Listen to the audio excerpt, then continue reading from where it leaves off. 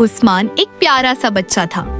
उसे मोबाइल पर गेम खेलना बहुत पसंद था।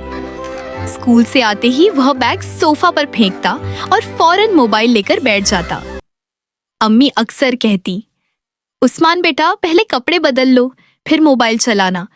लेकिन उस्मान हंसते हुए कहता, बस अम्मी, सिर्फ एक लास्ट गेम। उस्मान को मोबाइल की आदत हो गई। अब न वह दोस्तों के साथ खेलता था, न घर वालों से ज्यादा बात करता था। एक दिन उस्मान के अब्बू उसके लिए नया मोबाइल लाए। उस्मान खुशी से उछल पड़ा। वाह, अब तो मजे ही मजे। अब वह और ज्यादा गेम खेलने लगा। एक शाम मगरिब की अजान होने लगी। अल्लाहु अकबर, अल्लाहु अकबर। अब्बू ने आवाज दी, उस्मान बेटा चलो नमाज के लिए। लेकिन उस्मान गेम में इतना मशगूल था कि उसने कोई जवाब न दिया। अचानक उसका गेम हार गया और मोबाइल हैंग हो गया। उस्मान गुस्से में बोला, ओ नहीं, मेरा गेम हार गया। अभी उसकी नजर खिड़की के बाहर गई। उसने देखा एक गरीब सा छोटा बच्चा पुराने कपड़ों में मस्जिद की तरफ दौड़ रहा था, लेकिन उसके चेहरे पर अजीब सा सुकून था।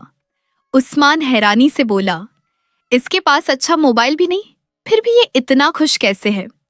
तभी दादी उसके पास आकर प्यार से बोली, बेटा असली खुशी मोबाइल में नहीं होती, असली सुकून अल्लाह की इबादत में होता है। ये बात उस्मान के दिल में उतर गई।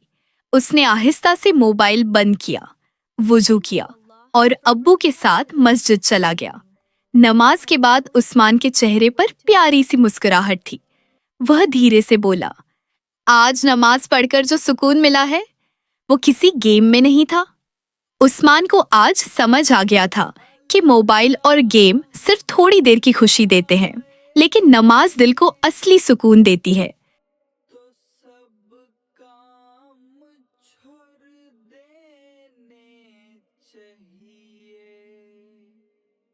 मेरे प्यारे दोस्तों, जब भी अजान हो ना तो फौरन मोबाइल बंद कर दिया करो।